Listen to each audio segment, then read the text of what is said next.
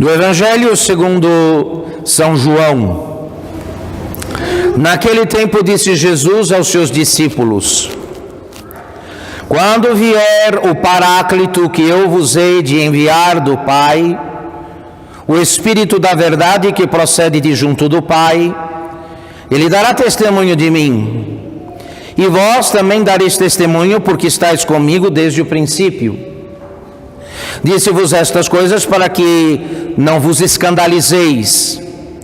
Vos lançarão fora das sinagogas, e mais ainda virá o tempo em que todo aquele que vos matar julgará estar prestando culto a Deus.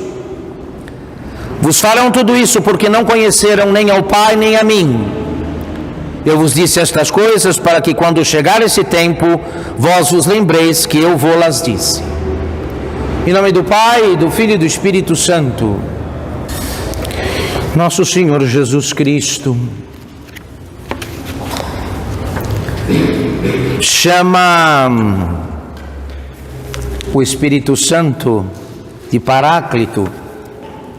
O texto grego do Evangelho, Paráclitos, dá este título ao Espírito Santo.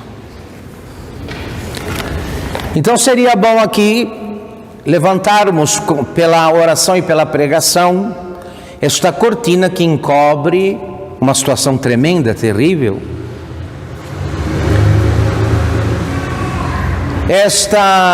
Este termo Paráclito se refere às missões do Espírito Santo. Duas em particular que eu vou tentar aqui ilustrar o quanto permitir o tempo.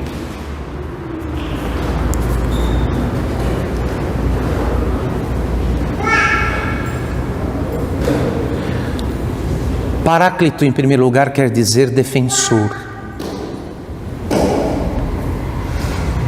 O que defende, ou advogado.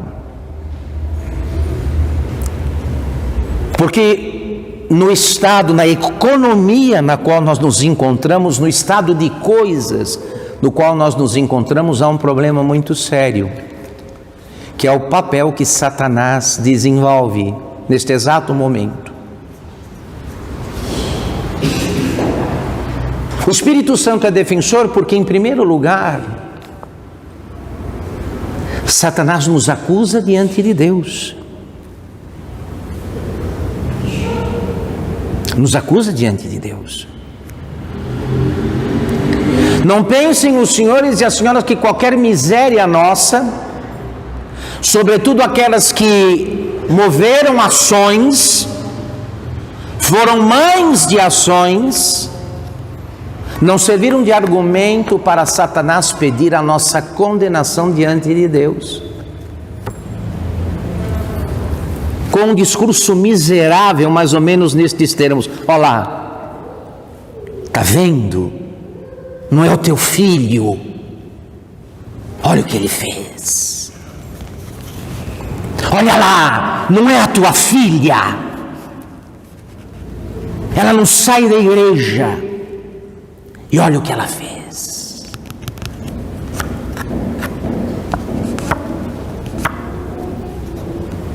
Então, o primeiro papel do Espírito Santo,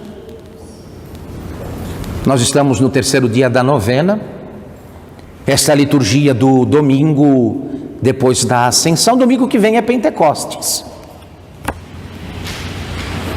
Então seria bom acordar para certas realidades. É certo que, desde a hora que levantamos, muitos de nós já demos a Satanás matéria de sobra para ele nos acusar.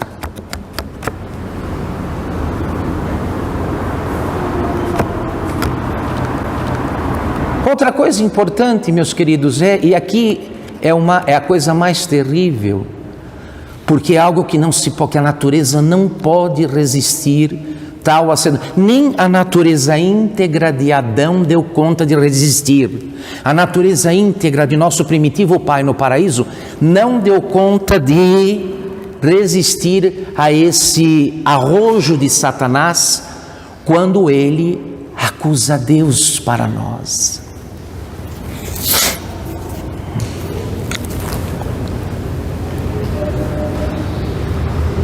Ele tem um particular, e de modo, olha aqui, quando ele percebe que alguém começa a dar passos decisivos em ordem à perfeição, em ordem à santidade, e quando diminui a matéria que a alma dá a ele para ser acusada diante de Deus, ele começa a acusar Deus diante da alma, levantando todo tipo de suspeita a respeito de Deus. Não se pode resistir. Olha aqui, muitos de nós represamos as águas do nosso batismo, estão represadas, é uma pena. Aquele manancial, naquele que foi inaugurado em nós no dia mais importante da nossa vida, que foi o dia do nosso batismo, está represado. Está parado. Levantou-se um dique, uma muralha gigantesca que represou aquelas águas vivas, a água viva. E normalmente os blocos, o material desta muralha são as acusações que Satanás faz contra Deus para nós e que nós aceitamos.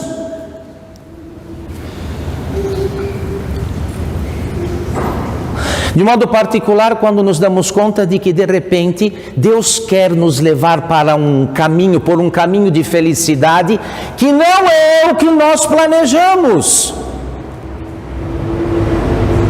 Mas não era assim que eu queria, não foi assim que eu pensei.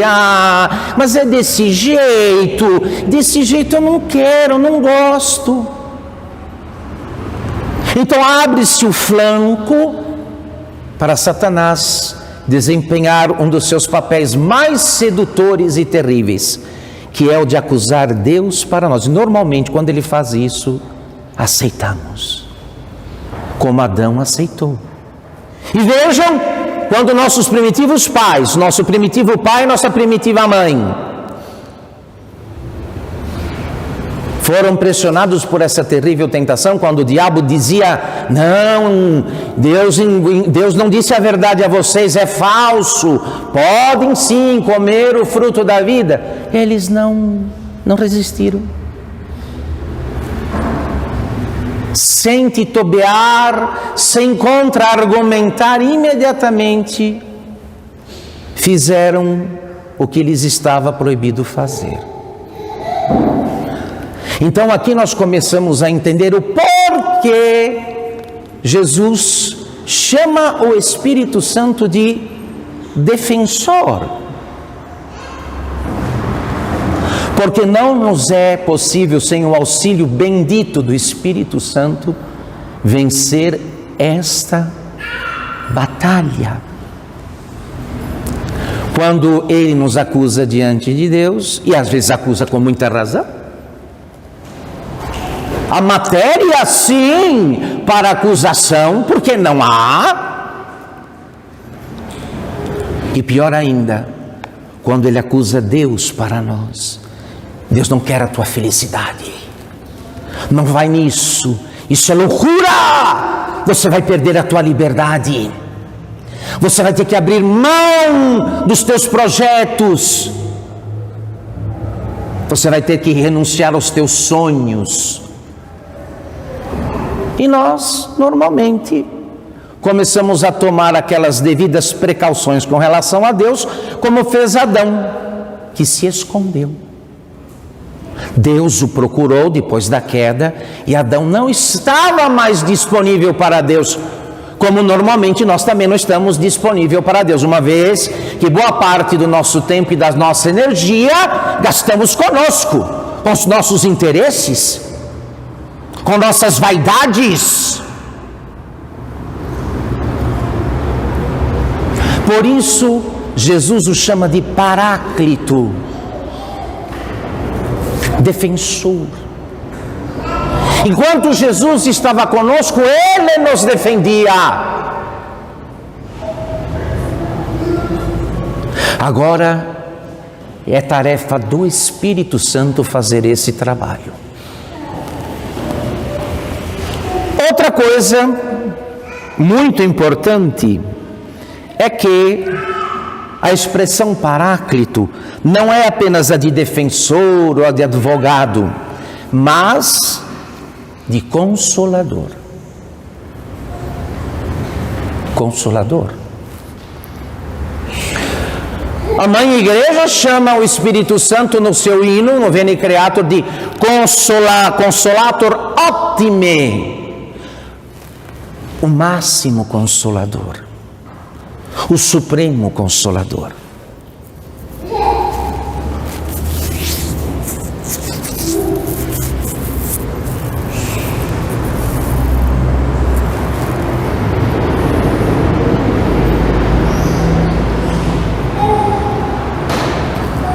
Mas como o Espírito Santo consola? Alguém poderia dizer, nós normalmente nos consolamos dizendo coisas uns aos outros, procurando fazer a vítima enxergar de outro ângulo, por outro ângulo, a tragédia que lhe aconteceu. Assim nós nos consolamos com palavras, com teorias, com algum exercício psicológico, né? Com alguma medicina psiquiátrica. No entanto, o Espírito Santo faz diferente.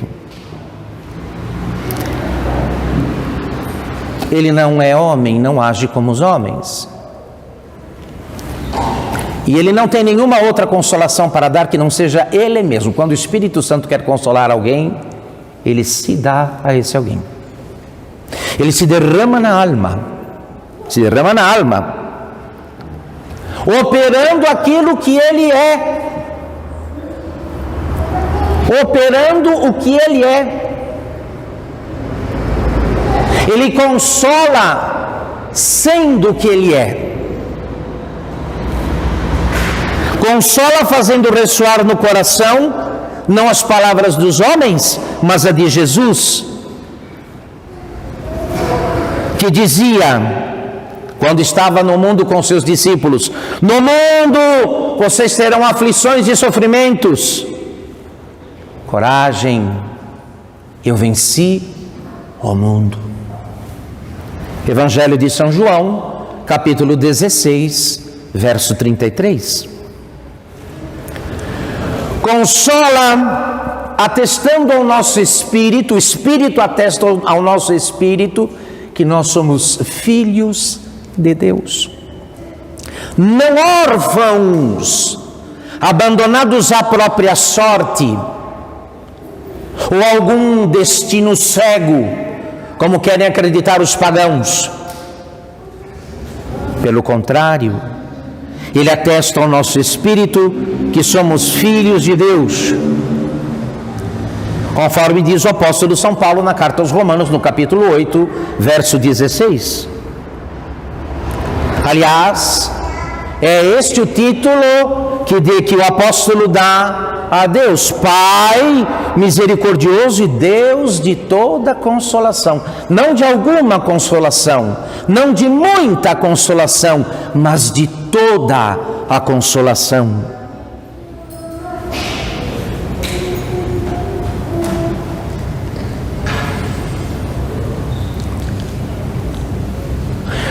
Na quarta-feira santa, o senhor bispo reuniu-se com os padres da diocese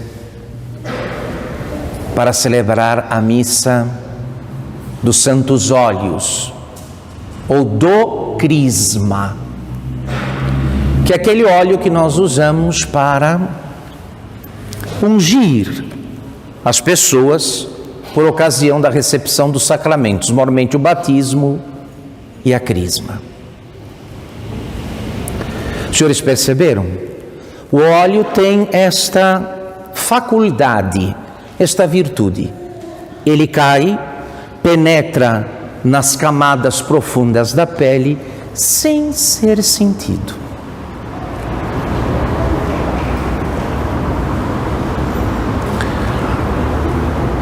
Quanto ao que o padre está dizendo aqui, quanto ao que o padre acabou de dizer, é bom que se recorde o seguinte: nosso primeiro condutor a Deus, nosso primeiro mestre, nosso primeiro diretor espiritual, segundo o desígnio de Deus, é o Espírito Santo, cuja unção nos foi dada no batismo e confirmada na crisma. A ação do Espírito, como o óleo é figura do Espírito, ele age assim, de modo extremamente discreto. E ele começa efetivamente a conduzir uma alma quando a alma está atenta a estas chamadas de atenção extremamente discretas, praticamente insensíveis, quando o Espírito diz: é hora da oração, desligue o celular, não fale esse tipo de coisa, perdoa aquela pessoa. Quando a alma começa a corresponder a estes toques delicados do Espírito Santo,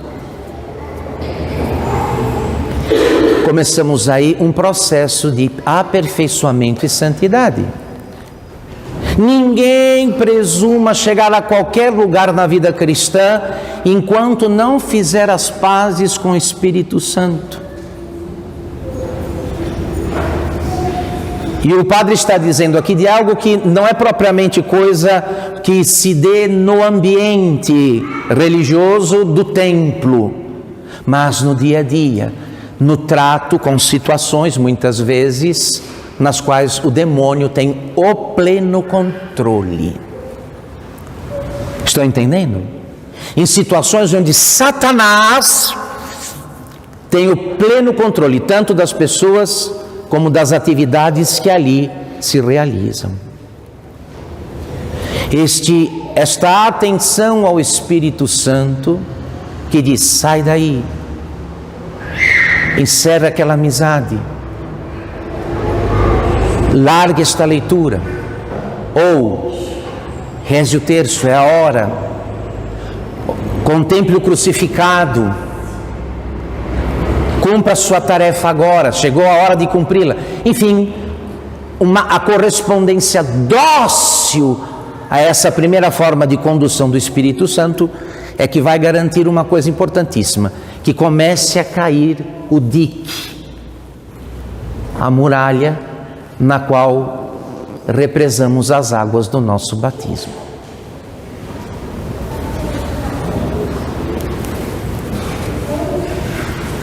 Sim, eu lamento dizer isto, eu lamento dizer, porque teve gente que não demorou muito, represou as águas do batismo e achou mais interessante banhar-se em águas de esgoto.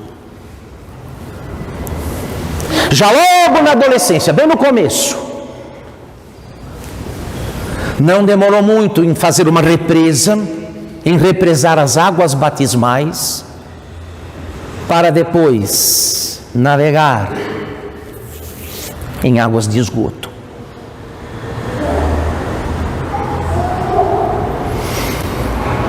Muito bem, meus caros, se a igreja hoje levar a sério este apelo do Espírito Santo, é certo que não vai demorar muito, se repetirá para nós o que o evangelista São Lucas disse a respeito da igreja nas suas primeiras horas. Atos dos Apóstolos, com capítulo 9, verso 31.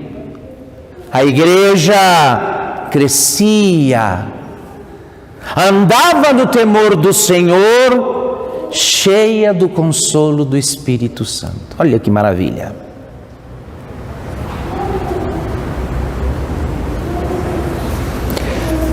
Nós levamos desta missa que prepara a festa do Espírito Santo, a festa de Pentecostes, essa tarefa de devolver a partir de nós à igreja o consolo que ela perdeu. O mesmo no qual ela se encontrava nas suas primeiras horas e que infelizmente foi perdido, este consolo foi perdido por nossa causa. Porque mais do que a atenção ao Espírito de Deus, preferimos dar atenção ao nosso próprio espírito, ou ao espírito que governa este mundo. Está aí, meus queridos, uma tarefa para cada dia, que vai demandar de nós uma atenção delicada. Não pense que não tem importância. Me veio aí a ideia de rezar o texto, mas nem da importância, passou e eu até esqueci. Que pena. Que pena.